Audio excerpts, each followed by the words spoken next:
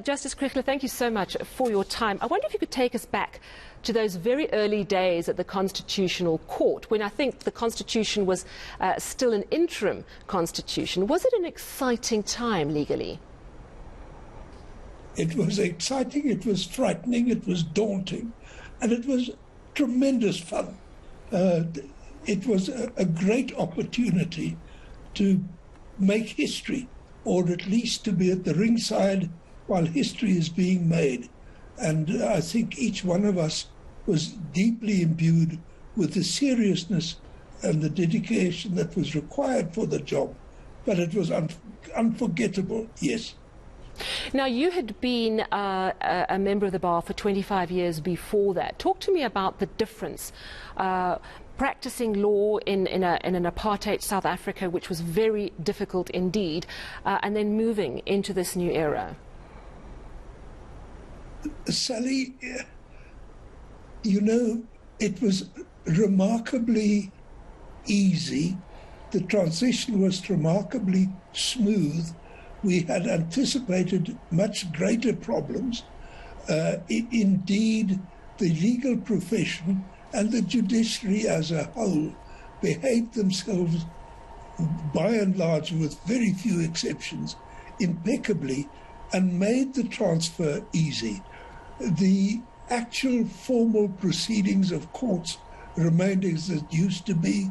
The same people remained on the bench, the same people remained as advocates, and the changes came slowly, imperceptibly at the beginning, and then more rapidly the transformation process proceeded over the years. But at the beginning, it was very much for me, who had been a judge in the previous regime towards its end, it was a pleasure to introduce my new colleagues, some of whom had no judicial experience, to the way we think it could be done. And we adapted and we changed and we got our own rules of court, even our own gowns to show how different we were. And we settled down quite quickly. Arthur Chaskelson was a great leader and made it possible. How has the Constitution held up over the past 25 years? And I ask that because it's lauded as one of the most progressive in the world, but often criticised at home on a number of levels. Some say it doesn't do enough to protect the poor, the landless, the homeless. Others say there's a big gap in how to handle presidents who misbehave. What is your view? Sally, I'm really genuinely glad you asked that, because I was desperate to say it publicly. A constitution is a piece of paper. It's a document. It is only as good, as strong, as binding as the people who are party to it. Our Constitution was the subject, the product of many, many years, of centuries of aspiration and oppression, and then a decade, or nearly a decade, of close negotiation between the parties, hard work, desperate work, specialized work with subcommittees, and they produced an outstanding document. It wasn't as if it fell in our laps from heaven. The people worked, the people of South Africa worked to produce that document, and I think in the last 25 years, the people of South Africa have made that document work. Of course, we're not a model place, we're not a model republic. We're in a bad spot at the moment. That's temporary. But by and large, the Constitution has served us well. It's held us together, and it's an outstanding document. And quite frankly, you don't really have to tamper with it. You must try to work within its four corners. It's got the recipe for national success. We see some criticism of the Constitution nonetheless, and it's become something that we hear more and more. So do you think those criticisms are unjustified? Or with its implementation, or possibly in your own perception of what is to be expected of the South Africa that we have created. You know, the 25 years is a wink of the eye in the history of a nation. We've got a long way to go. We've come a relatively short distance in the history. We've done well. We've not done magnificently. We've done well. What do you make of the attempts to change Section 25 of the Constitution that deals with expropriation of land without compensation?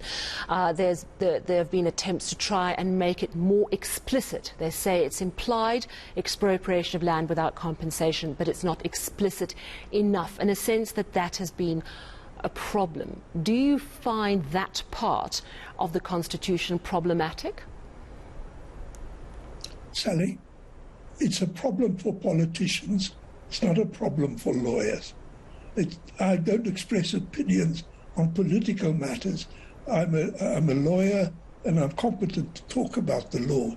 I think the Constitution is fairly clear. There are those who don't think so.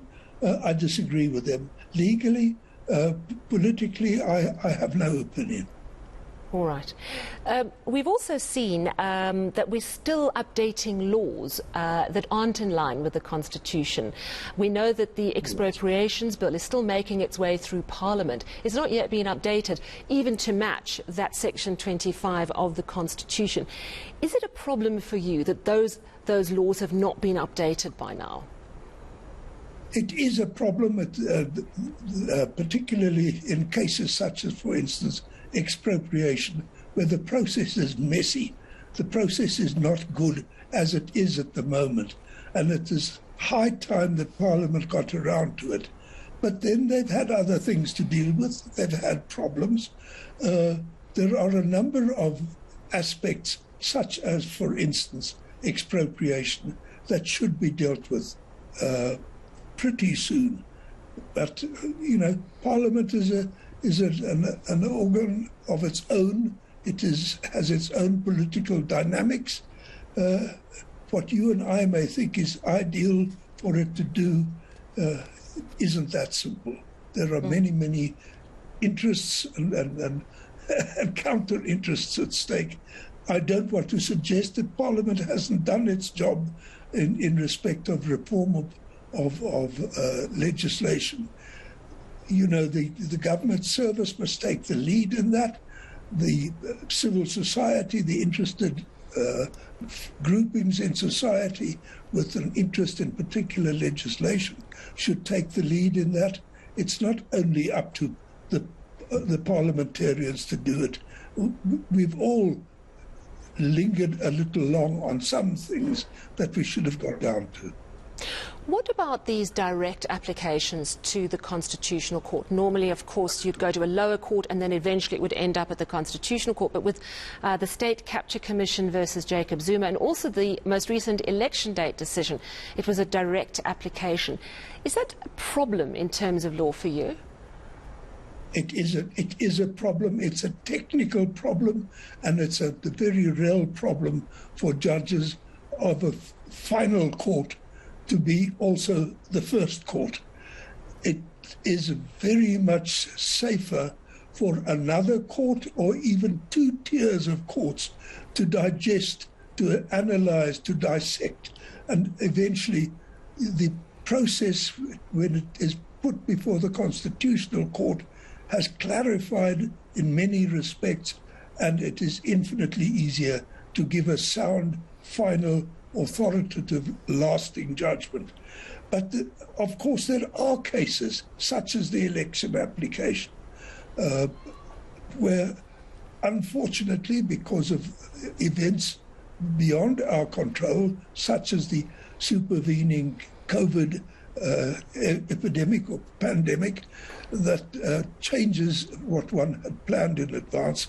And it is necessary that you do retain that power for the final court, the Constitutional Court, to be approachable in very, very special circumstances, to be both the court of first instance and the court of last instance.